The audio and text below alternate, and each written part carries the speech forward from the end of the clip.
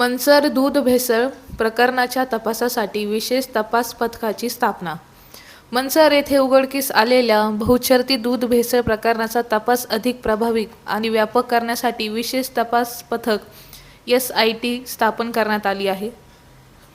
प्रकरणाची व्याप्ती वाढत असल्याने संपूर्ण रॅकेटचा छडा लावण्याच्या दृष्टीने ही महत्त्वाची पावले उचलण्यात आली आहे.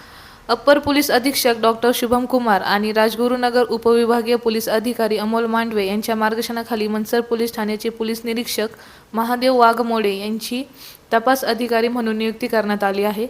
हे विशेष तपास पथक दूध भेसळ रॅकेटची कार्यपद्धती, आर्थिक व्यवहार, पुरवठा साखळी तसेच या गुन्ह्याशी संबंधित सर्व बाबींचा सखोल तपास करणार आहे.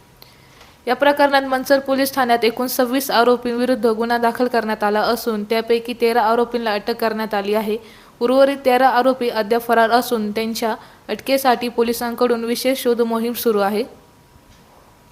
दूध भेसळ प्रकरणामुळे राज्यभर खळबळ उडाली असून या रॅकेटमागील संपूर्ण साखळी उघड करण्यासाठी विशेष तपास पथकाचे तपासाची सूत्रे हाती घेतली आहे.